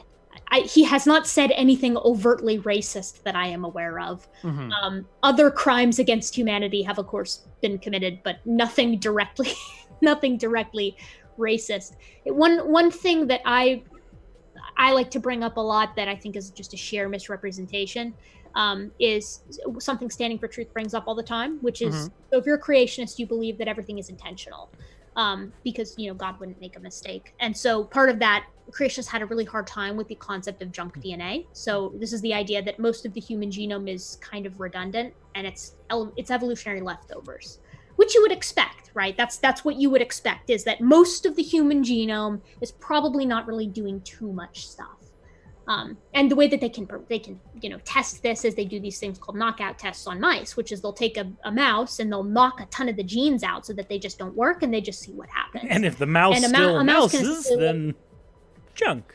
Exactly, right. And very frequent, they could do, I believe the number is like 50-ish% they've knocked out, at least in the current test, and the mouse did just fine, had offspring, it was A-okay. So, but there was this project. Don't let that thing out into the wild. Yeah, definitely don't. Because that's the thing. We don't know the long-term, impact of that epigenetically. So it's like there could be other things going on. But there was this project in like 2012-ish called ENCODE. And they were basically doing all this work for like mapping the genome and all these kinds of things. Not the Human Genome Project, but like other genome-y stuff. And they came out at the end and they were like, the genome. It's 80% functional. 80% of the human genome is functional. Yeah, it's the same thing they did with the Tech Times article. Oh, that means special creation. Right. There's this obviously designed. Ignoring the 20% of the genome that is non-functional. Right, I was about to say, we are perfectly designed with 20% waste. Right, and that's not even the worst part. If you do even a bit of cursory looking into this, you'll find out that the scientific community, and by that I mean mostly the genetics community, overwhelmingly rejected ENCODE's definition of function, because their definition of function is simply that it is transcribed, at which we transcribe, quite a bit of DNA the fact that the what is transcribing? Doesn't that just mean that it can help me out with what the objection is? Yeah, so the idea is that if it has the typical definition of function is, does it impact phenotype? So phenotype is what shows up, right? So your genotype is the full genome. And so they moved the goalpost in making their assessment. So they went from phenotype representation, which is going to be any sort of physical representation for everybody playing the home game. And then when you get into transcribing, what is the distinction between that? Because I don't know what transcribing means. So for transcription, it's kind of like what you were just hinting at, right? It's like looking at the genotype it's kind of complicated, right? So there's this concept of epigenetics, right? Where it's like things can be expressed differently. They've used epigenetics as an argument against evolution as well, strangely. Yeah, it's not. They do it with ERVs. They say all the ERVs are functional. There's like a handful of them that there are. But the idea is that ENCODE was looking at genotype, to make it very simple, and phenotype is what matters as far as what it, like, actually... As far as what we would consider functional. Right. That's typically what we hear. And so there was this large outcry amongst the community of geneticists who were like, hey, listen, you can't go around saying that the genome is 80% functional when it's not. Some time passed, and then several members of ENCODE were like, yeah, we were pretty loose with our definition of function. Yeah. So after that, Brar et al. In 2017 came out with a paper that put a cap on human genome functionality at around 25%. And then they were like, the reality is that the functionality of the human genome is around 12-ish%. Then there was another paper that came out very, very recently that I haven't had a chance to look at that essentially was like, look, you can't really put a cap on functionality because of the way that population genetics works. It has no bearing on how much of the genome is functional. It's just saying you can't necessarily put a cap on it. Right. And so that's where we're at right now. So basically, no, the genome isn't 80% functional. But if you're in a conversation with a creationist, they might say, yeah, except scientists, evolutionists say that, that you used to say there was junk DNA, but then ENCODE came out and said 80% functional. If you know nothing about ENCODE, it sounds like it's a nail in the coffin at that point. But again, there's a couple. Suris, why am I still the face? What are you talking about? Look at the stream. Okay, all right. Yeah, go ahead. I'm looking at the stream. Okay, it's not live right now. Ocean. You're not the face. What are you talking about? Am I the sun now? Totally not gaslighting you on live air. No. God. But so a couple of things. One, it's the same thing as the freaking as when the Tech Times article happened, when Tech Times was like, "Hey, look, we had a sudden explosion of species." I think they said like 100,000 years ago in Tech Times, and creationists jumped on that and said, "Aha! You see, a sudden explosion of species happened." I'm like, "Yeah." And how old did you say? It's 100,000 years ago, which is very different from 6. How old did you say the Earth was? Okay, cool. And you saw that said 98% of species, not 100% of species. Well, the rest of the they're science literally is wrong. just going. So, pretend that this is a straw, and they're just like, "I'll get it. I'll fucking get it. I'll fucking get it." Well, and that's the thing too. I mean, typically they've got a problem with reading the abstract and only reading the abstracts. And then calling it a day. But on top of that, there's a conceptual basis that's also lost. So you look at a paper like that, right? And you think, oh, wow. On the surface level, you're like, that sounds kind of impressive. And it is very interesting. But then you have to consider the question, okay, from a conventional science perspective, what is the average rate of species turnover? Is it something like that? Would it make quite a bit of sense that every 100,000 years there's a distinction enough, however small it may be, from the species we have now to the species we had 100,000 years ago? What would that look like? So you can't take these kinds of things on the surface level, but when you're in a debate, you have no choice. This is the reason that the Gish gallery becomes so effective in debates like this. It's why Dwayne Gish got popular doing it, because you can't address everything they say. You can't possibly do it. You just put points on the board. Yeah, and exactly. It's like, you're not going to be able to do this because it's a lot easier to be stupid than it is to correct stupid. It is, and that's why an opening statement is so important, because it lays the foundation for the conversation to come.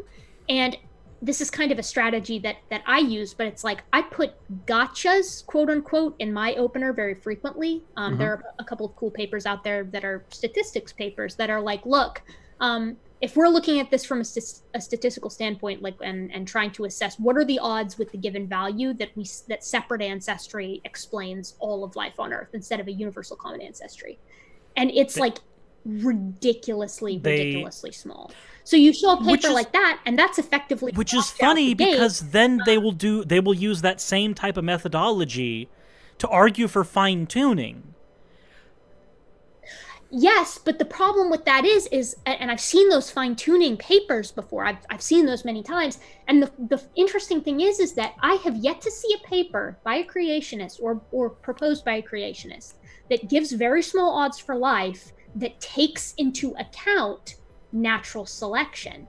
Almost always, it's what are the odds you could roll a dice, and each protein organization or whatever is a number on the die, and the die has like a trillion signs. 1.77777 repeating is what they end up with.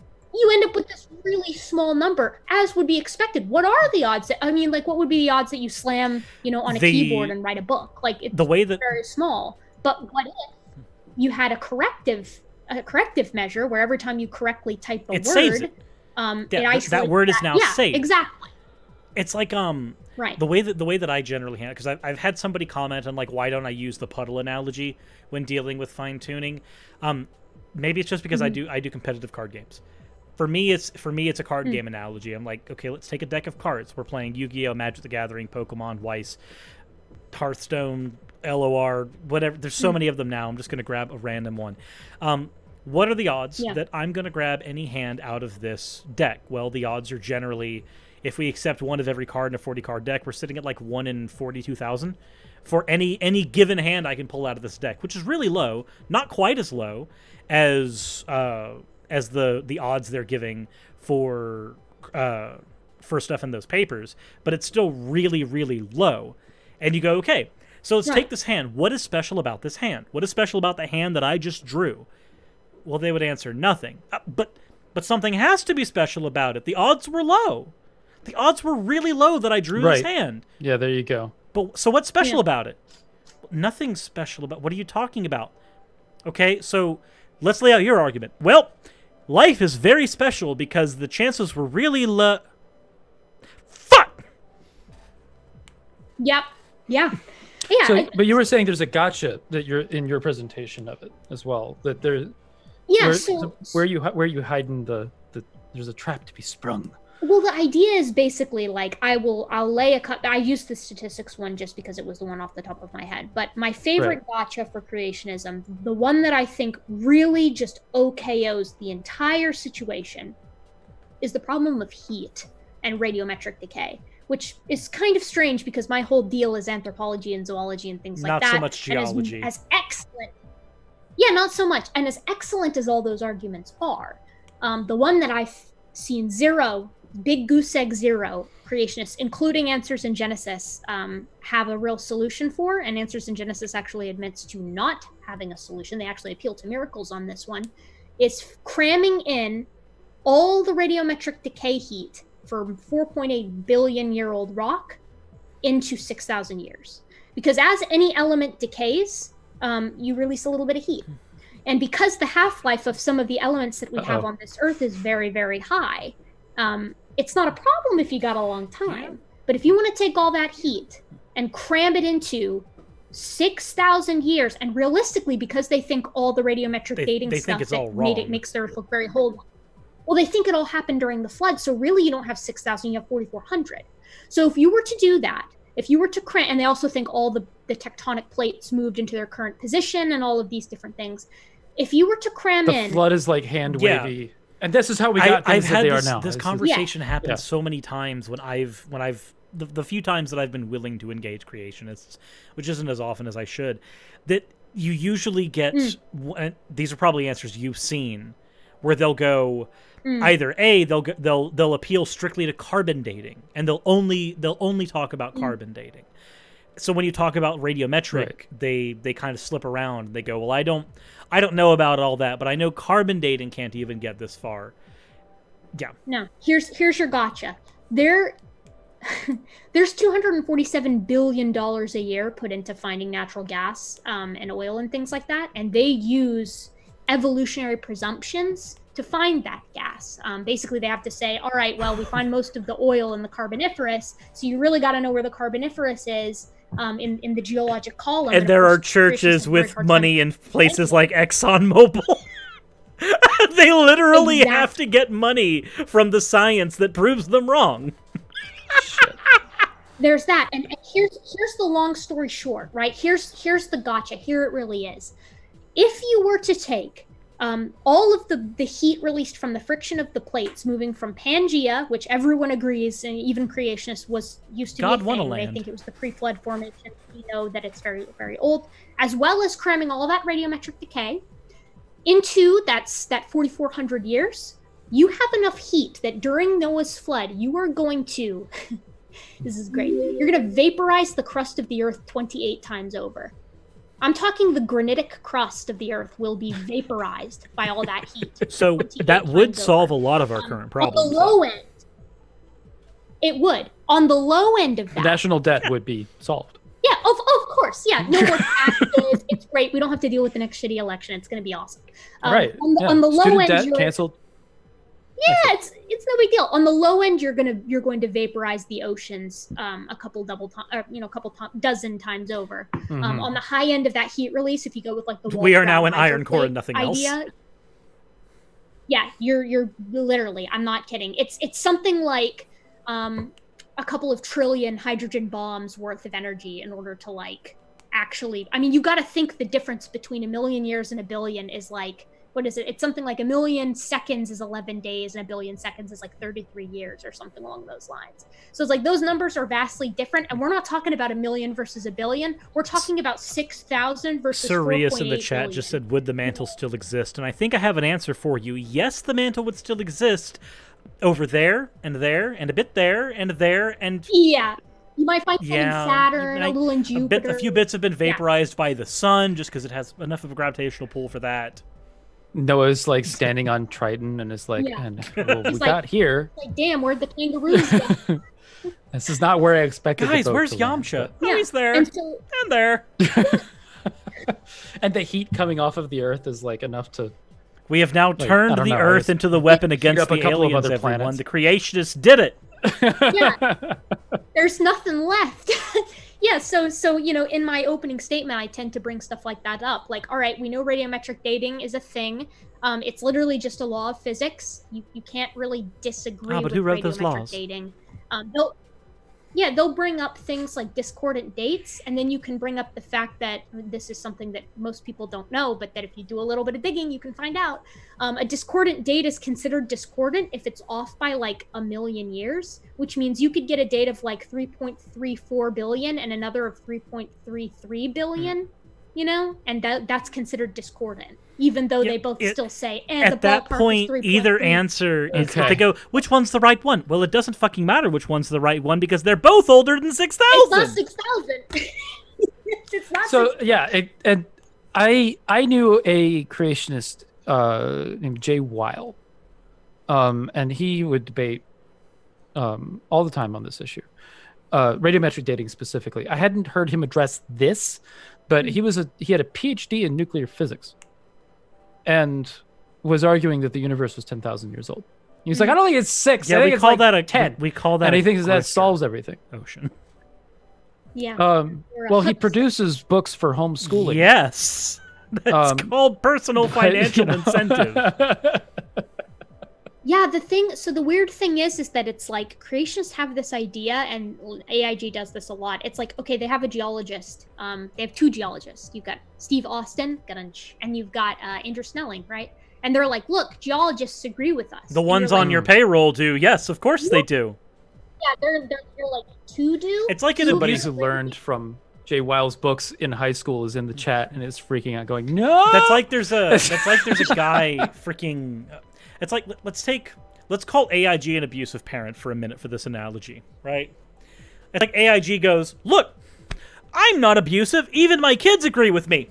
Isn't that right, George? That's basically what's happening here. Yeah. And the weird thing is, if you go and you look at Snelling's work, in his like secular work, he uses conventional science. So you're kind of like, I wonder. And you got Todd Wood, who's like, yeah, he's all but basically cool with evolution and things like that. He's like, yeah, but I still believe the Earth is young. And you can be like, yeah, but why? And he's like, like that's kind of the response. Because it makes me a paycheck. Yeah, I mean, you gotta wonder. There's good money in Christianity, and in creationism. In creationism specifically, there does seem to be a lot of money in it. I mean, the Creation Museum is not cheap, and they've managed to do a whole new renovation to it. They're getting that money from somewhere. Well, yeah, but there's also like the Ark Encounter, which seems to be. Well, but it's not doing very well. By comparison, I don't know why. If the Creation Museum can do well, and the quality of the exhibits there are not on par with what can happen. So the answer to that is actually very simple. ocean? The answer to that is overhead. Have you seen what the Creation Museum looks like compared to the Ark Encounter? The overhead... Oh, you're saying like the investment level is low? But they got... So it's not just the investment level is low. Your overhead isn't just your investment. Your overhead is your maintenance. It is your staffing. All of that stuff. Like, Ken's not even paying for lifeguards. So...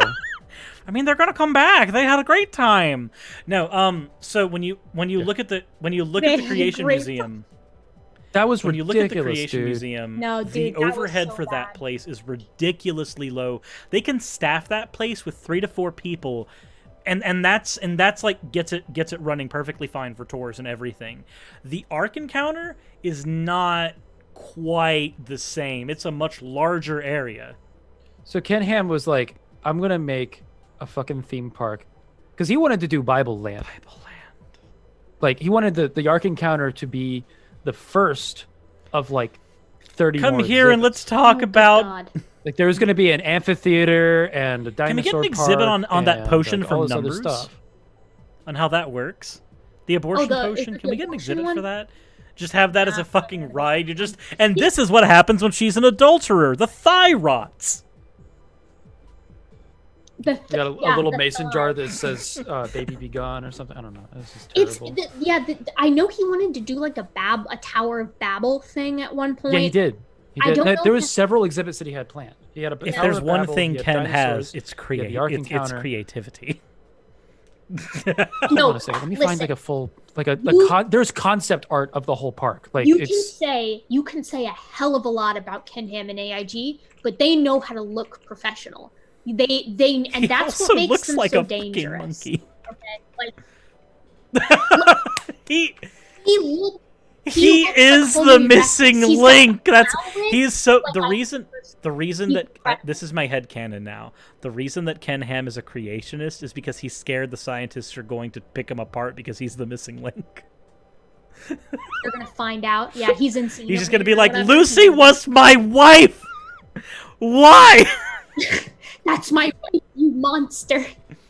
Yeah, Ken's an oddball. He's I don't know. I mean, the thing is that he was nice enough in his chat with Bill, I guess. But the thing is like, I don't know. I can't get over the whole thing where it's like nothing would change his mind. Like, I can't get over that. Nice. That's so sad.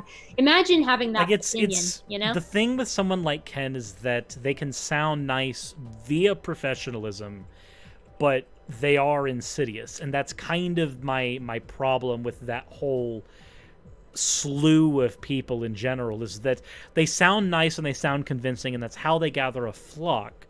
And then when you actually pick apart what they say, they default to things that are very hand-wavy, like trying to cram all the fucking radiometric decay into the flood.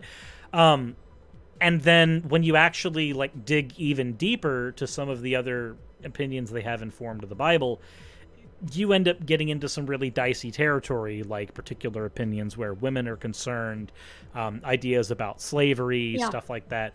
You end up getting into some really, really dicey categories, and that's kind of where my issue is, because my issue doesn't begin and end with creationism. My issue is that I view creationism not quite analogously, but a little bit analogously to like a gateway drug, where you start with this, and then there are other things that you end up having to accept once you've accepted this foundation. And those things I find as social ills. When there's people, I'm sure you've gotten the comments before, where people are like, why does it matter what they believe? I'm like, well, because their beliefs are informing their actions. And the thing is like, I part of why, you know, some people have said to me, you know, like, you're very nice to creationists, and it's like, well, yes, you know, I was a creationist when I was like in middle school, so it's like a lot of them, there is a portion of creationists that I think are genuinely just they've just been kind of deceived, or they're ignorant, one or the other. Not ignorant in a mean way, but literally just ignorant of facts. Yeah, but on the flip side of that coin, it's like, if I did debate things that were more along the lines of women's rights and egalitarianism for LGBTQ people and all of the races, I think I would be a lot meaner, because there's not very much that I feel like I could really tolerate in that. And I've had that happen. You wind up with stuff with consequences that are really bad. And it's just not. I mean, I really can't wrap my brain around some of the vitriol that comes out of that. You should have a conversation with G-Man on slavery. He'd willingly be your slave. Listen. G-Man and I are on good terms, and I know what his thoughts are about that. I don't want one conversation. You seen him talk to Matt Dillahunty about it? It's great. That's so dicey, you know. I mean, and the thing is the worst part about it, especially with like the rampant homophobia, or like women are subservient, or slavery is fine, like all of that kind of stuff, is that it's all under the guise of this is fine. That's it's and that's so scary to me, you know? I can't imagine. That said, we do have about 5 minutes more for this, and then we have to get into Super Chats before we close out the stream. So with that said, Sweet. Out of all the videos you've produced, because you bounce between the shorter, like 6 to 10 minutes, like let's talk about this interesting topic, and then the 35-minute, okay, let's dunk on this guy videos. Ooh. Which of those two types of videos do you prefer more? Visual. The dunkathon, or the informative, like, calm 10-minute lecture? Oh man, it depends on the topic, because the thing is so I'm doing this one. I'm kind of in process of dunking on Genesis apologetics, and I find those a bit of a slog to get through, just because there's so much wrong, and it ends up being, and I'm doing them on the fly. I really like making well-researched, kind of nays of creationists, like roasting them on more classical issues. Like I had a blast with that chimp-human genome similarity video that was very recent, that was quite long. That said, my passion lies, I mean, obviously my career is going to be in primatology, so my passion lies in talking about things like actual science, as cool opposed science. To debunking wrong science. Exactly. So when I do debunks, when I do debunks, it's mostly I try to put a little bit of general education in there as well. So if we're gonna roast creationists for being bad at radiometric dating, then you're at least gonna get an education on what radiometric dating is. Because damn it, if I had to learn it, you have to learn it too. One of the reasons why some of my videos get really long. The video that I'm releasing tomorrow, I have an entire 3-minute section where I'm going into the history of how the KJV was written, and I'm just like, I had to learn it for this. Yes. You have to know the editing errors of Erasmus. Exactly. Well, and the thing is that it's almost like it sets the stage, right? You can't understand how ridiculous it is that they, get this, that they draw the line between these two hominids as humans and apes, if you don't understand the basis of why we know that the lineage is the way that it is. So it's as far as what's more fun to make, I have more fun making the Dunking on Creationist videos, but I have more fun writing for the science videos. So yeah, because I always get copyright claimed for the science ones, because I always rip cool clips.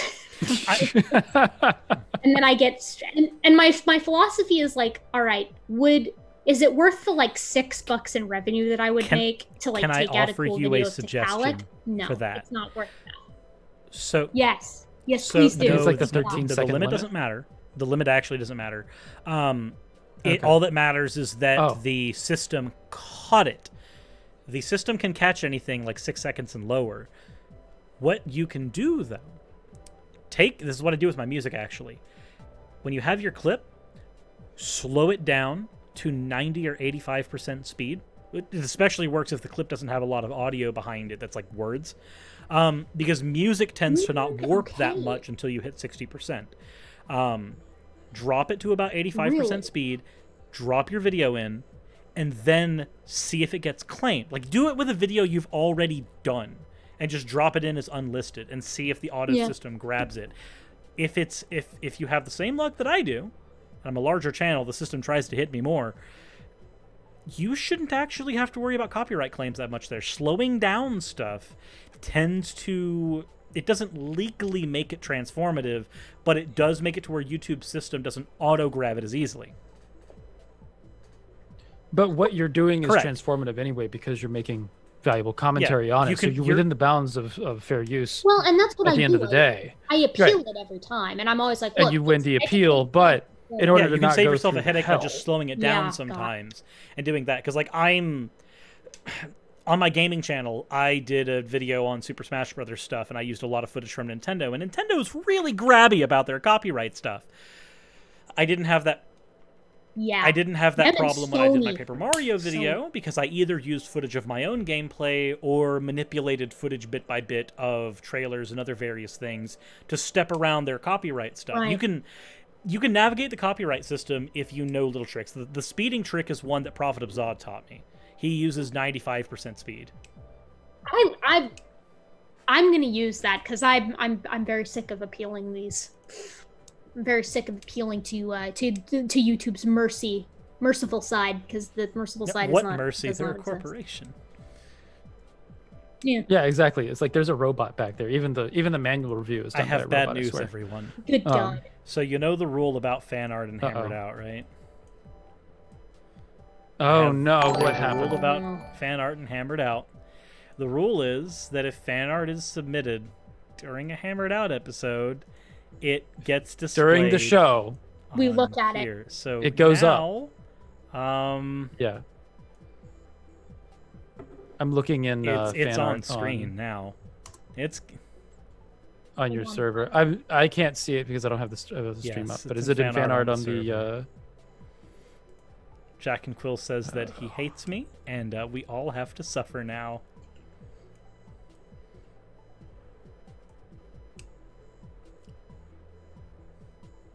Hold on a minute. Yeah, I'm also looking. You asked for this, and I hate you. No. Why? Jack and Quill. I love the writing giggity there on the censor bar. We keep it classy here, The folks. rule on Hammered Out is that when fan art is submitted during a Hammered Out episode, it gets displayed on Hammered Out, and that's the rule. If beware, because if you speak something into existence, it might happen because there are a number of artists that watch this show. Well, what a dangerous rule. It is a dangerous There rule. has been straight up as yaoi posted during YouTube episodes. Right, that was YouTube appropriate, but yes, there is yaoi of me and Suris that has been posted on. This is a little light yaoi, you guys. It's just a little light banana penetration. It's fine. It's whatever. It's just a little. It's light. It's light. It's. That said, I think it's time to look at super chats real quick before we end. Super chats and donos, and then we will close out with whatever Erica would like to close out with, because she is our guest today. Also, a link to. Real quick before we go into super chats. Yes. Erica, plug yourself. Let us know where we can find you. We said it at the beginning of the show. Link in the description now, and then we'll say it again at the very end. But yes, find me at Gutsick Gibbon on YouTube. That's Gutsick Gibbon, like the little ape that's really cute. Same thing for my Twitter at Gutsick Gibbon. I think Gutsick_Gibbon is actually how it is. But my tweets are alright. I think I do okay on Twitter. I get the likes. I'm a gentle modern ape. I get some of the retweets. I retweet other people. I do the Twitter. And let me think. She does the Twitter. She's the best at the Twitter. She's got the best Twitter, the most fantastic Twitter. Shannon bullied me into doing Twitter, by the way. She bullied me into doing it. So it was not by it's Shannon's fault. Yeah, she's powerful though. I'm scared of Shannon's wrath, so I did it. And let's see. Email me if you have questions. I love email correspondence, and I check my email semi-regularly. So that's just gutsickgibbon@gmail.com. Those are my plugs. Is at Gutsick_Gibbon. There is an underscore Gibbon. And those are not. So actually, Ocean, you said we talked about plugs at the beginning of the stream, but we were talking about furries at the beginning of the stream. I think that's a different kind of plug, dude. Not the same. Not the same kind. Yeah, dude. I mean, what I said is still you equivocate, true. You asshole. Yeah. Listen, I don't think we look. need Don't talk about plugs and assholes. Yeah, we don't need. All right, on to super chats to close us out. For two. For $2, the tail end of the Josiah show, Hansen if you will, super chatted, is here. As a pheasant, I am feeling nervous about being here. So first of all, this is the Josiah Hansen that is not discount Hovind, but I really wish he would tune in at some point. That would be great. Glass Monster has super chatted $2. Can I come on the stream? You just did in form of a super chat. Awesome. Michelle has super chatted $10. Welcome. Warlock for the win. Wizards are confusing. This is true. I played a wizard in a campaign where I literally tried to steal everyone else's spells and got turned into a iguana and was forced to get beaten to within 1 life point by Raz. So yeah, no. Wizards are confusing. We have a super chat from Cuthbert Balsarac. Bananas might just be Matt Powell's favorite fruit. From Ryla, $10. Bless your little heart, sir. Banana Band 2.0. Stairs in Southern. Stairs in Southern. Retaliate. For anybody who has grown up in this, for anyone who grows up, he's having a hard time, sir. Bless your little heart means, and that's very insulting, and I do not feel good. Yes, especially with little in it. That's, bless your little heart, like you just sweetie. got slapped with the backside of a hand. All right. I wasn't aware that we were going to fight today, but it's time for a duel. And the final super chats until somebody proves me wrong in like 2 seconds. $2. Down here in the South, $2 from Robert sweet Turner. Sweet tea. There is no context whatsoever for this super chat, so there's nothing. Nothing there. Nothing. Nothing at all. Nothing. Oh, Nothing. generous. Take the money. Free money. Perfectly done. So, Take it if you run, are boys. watching the show right now, please go subscribe to Erica's channel over at Gutsick Gibbon. She has a lot of interesting videos there. If you like my style of content, her longer form dunking content will be good. If you enjoy the LHAT content that I do on my channel, you'll likely enjoy the larger girth of the content on her channel, the 6 to 10 minute. There's much girth. It is whale-sized girth. You will enjoy it. Also, she does her own animations on her channel, which is really cool. I wish I had half that kind of talent. But I don't, which is why I pay Jack and Quill. It's mostly time. I swear to God, it's mostly just kind of like evolution. Kind of like, wait, is that... I was going to... tie that thing there. Wait a second. A whale of a good time. We're a bunch of blowhards, I guess. That's some fishy sounds you're making there. But that's only if I'm a Hovind. That's only if I'm a Hovindite and think whales are fish. The water. Whales belong in the water, much like that one.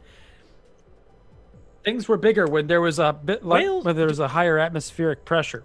Yeah. Isn't it funny that the meme with Kent Hovind is water, and that's also where the homicide happened on his park. Anyway, I'm sorry. I shouldn't joke about that, but holy shit, the unremorsefulness from Kent. Right. It is. When I first saw the article, it was fucking real. I thought it was a meme too. Right. When I saw, it was fucking real. And then when I saw Hovind's response to it, I was like,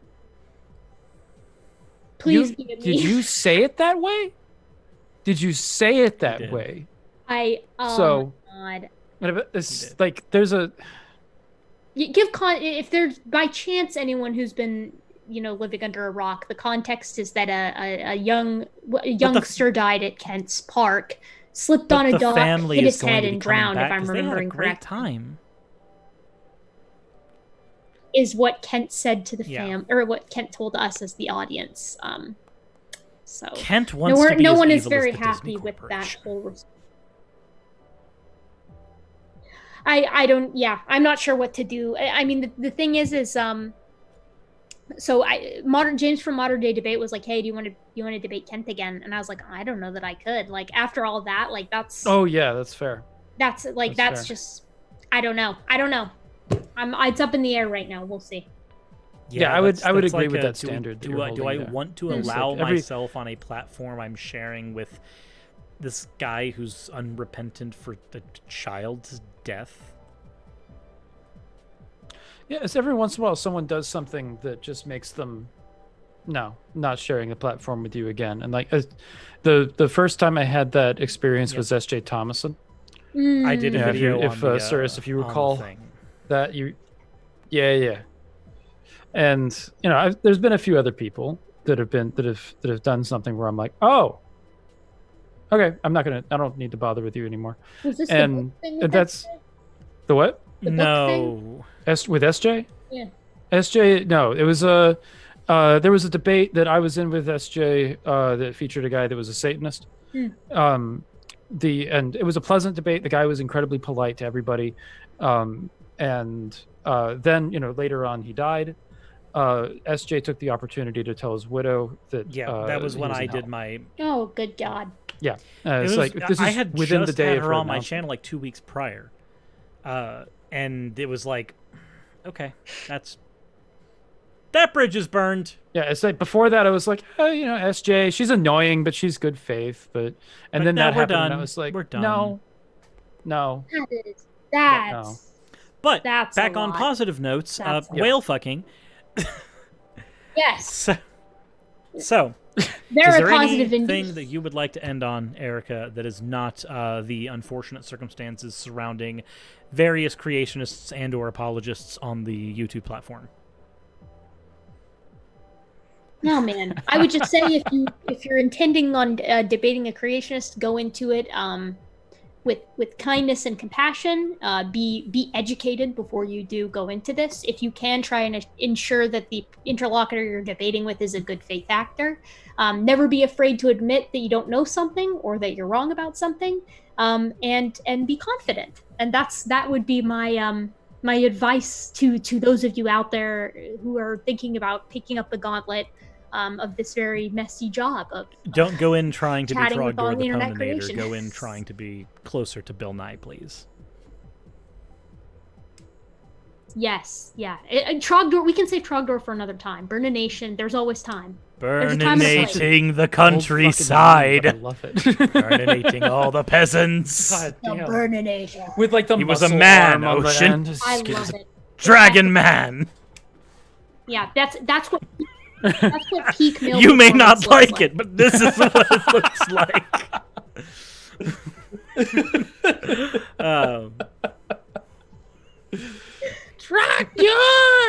I'm going to put us to the ending screen. I think that's what I'm going to do. Thank you guys for coming out. Erica, thank you for hopping on the channel. This has been a very pleasant conversation. Yes. Thanks for having me. I had a ball. I admit, we covered a lot of topics I didn't think we were going to touch each other. We even got visual representation thanks to Jack and Quill's Nightmares. Yeah. It was a whale of a good time. It was a whale.